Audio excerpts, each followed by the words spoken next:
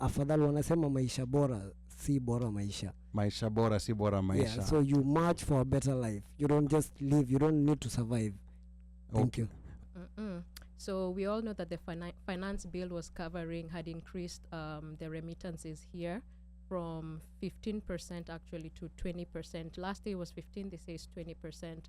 So when I talked about it, Kimani Ichung'wah said that I was lying about it, calling it misinformation. But when you check Article 46B2 of the finance bill, it clearly mentions that. So money transfers, money mobile transfers. So after I said that, clearly I responded. He called me purity something. So I made my name very clear. I mentioned the articles, and the next thing I know, after a moment of them gaslighting us, they had already dropped that section off. First and foremost, my condolences goes out to the family who have lost their loved ones in this past week of violence. And let it be known that they did not sacrifice themselves. They did not volunteer to die. They were killed by a tyrant, and Ruto must go. That has to be said every time I speak. So.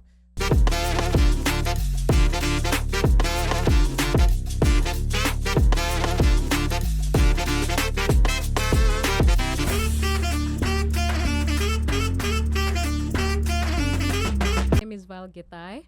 I'm a student at the American University in DC. I am a zillennial or Mel Z, so I'm in between 1995, 96, and 97. I like to think of ourselves as that category because we are like the in-between of tech and analog. So yeah, and what made me get inspired? So when this whole thing started, I was seeing social media posts, I was posting, and I'm like, how comes the diaspora is quiet? Why is nobody really talking about this? And the only person I saw was, I don't have that many followers on Instagram. The one person I saw who was posting as much as me was Robert. And I'm like, okay, I guess the two of us, we know what's going on, or we are really feeling so passionate about what's going on and we're not happy. So I give Robert a call, and I'm like, I give Robert a call, and I'm like, what do you think about this situation? He tells me, and I decide to go deeper and find out if there is people in the diaspora, mostly in DC, who are willing to do something about it. I draft messages. I'm told to reach out to someone. This person tells me they're on vacation and to wait for them to come on Tuesday. And I'm like, no, that's insane. So I open a WhatsApp group, and the rest is history. We're here now. Okay. All right. And then Member of Parliament Kikuyu, Kimani Ichung'wah, responded to something that you said to Citizen TV. Tell us a little bit about that.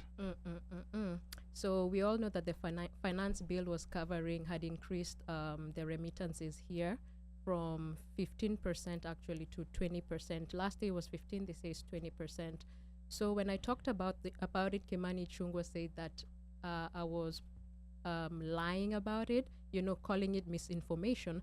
But when you check Article 46B2 of the finance bill, it clearly mentions that. So money transfers, money mobile transfers. So after I said that, clearly I responded. He called me purity something. So I made my name very clear. I mentioned the articles, and the next thing I know, after a moment of them gaslighting us, they had already dropped that section of the finance bill.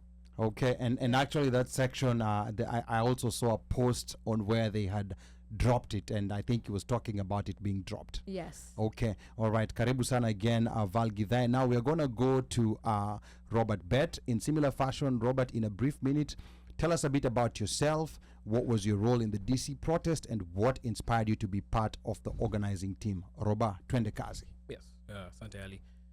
First and foremost, my condolences goes out to the family who have lost their loved ones in this past week of violence. And let it be known that they did not sacrifice themselves. They did not volunteer to die. They were killed by a tyrant, and Ruto must go. That has to be said every time I speak. So that being said, my name is Robert Bett. I'm a software engineer here at the DMV. And just last week, I was just minding my business when I noticed everything that's going on back home, and I had to speak out, and I had to at least post about it. That was the bare minimum that I could do. So that wasn't even a thought that I had. I didn't hesitate. I made sure I posted as much as possible. Any piece of information I saw, I made sure I posted so that anyone can see and people can educate themselves as well. And luckily, Val saw that, and we just, like she said, we just opened a WhatsApp group, and hundreds of people joined, and it turned into a protest where we met with, before even the protest, we met Ali, who's really good at organizing protests, and we had the protest on Sunday, and that made us a difference, a small difference, but at least it showed the people back home that we stand in solidarity with them. But honestly, if Ruto knew how to run the country, I won't be here right now. I'm not a public speaker. I've never been in a podcast. I would rather he would do a good job so we don't have to be here, but here we are. There's always a first time, brother. There was exactly, yeah. But here we are. So tutaendelea tu. Okay. Bado mapambano. And have you gotten calls from relatives? Yeah, podcast. Okay, aya sawa. Hiyo Mika ngoja tulia tutamweleza. But karibu, did you get any calls or any messages from relatives who maybe might have seen you on TV or seen your picture somewhere? I did both positive and negative. Of course, I'm Kalenjin by my name. You can tell that. I've had to argue. Really? Yes. Can I say it again? Yes. Really? Yeah. So yeah, of course, I have to argue with some uncles and aunties who are still on Ruto's side. So I've had to educate people and engage in conversations that I think have been productive and will ultimately lead to a good thing, because the more they know, hopefully the more they figure out that this route that the country is going is not good for anyone.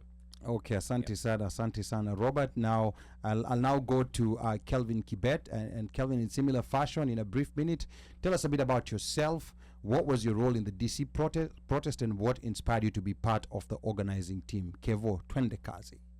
Thank you very much, Ali. And so my name is Kelvin. I'm a software engineer as well. And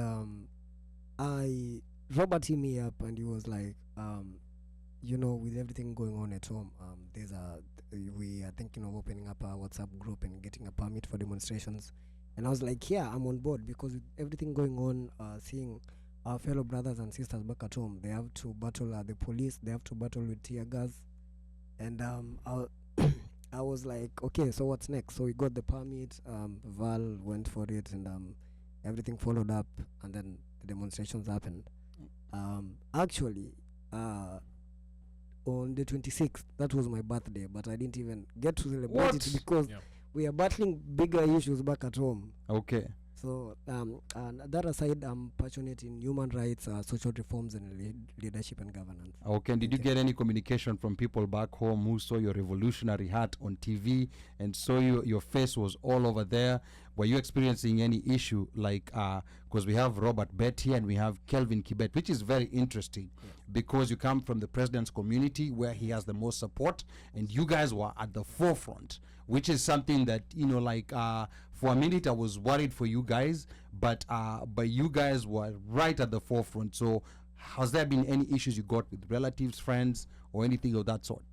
Well, so far I've just received, we've seen you on Citizen, or don't come out so much to be like, you don't be seen as like Kuampole. And I'm like, no, we are a democratic nation.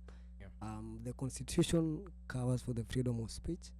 And I believe our Constitution is matured enough to ensure that every person's right is respected. And so we will be vocal about it. We cannot keep quiet while children are being murdered. People are being shot with live bullets. And no one is even becoming accountable. The president said 6 people died, and we have seen a lot of people dying on the streets. So that's one. The least we can do is show up and march for the people. Because if you saw the people running, getting into parliament, people are just, those people who are seeing bullets being shot in front of them, they are not cowards. It's just that they look at the situation that the government has put them in economically, and they're like, well, afadhali wanasema maisha bora si bora maisha. Maisha bora si bora maisha. Yeah, so you march for a better life. You don't just live. You don't need to survive. Thank you.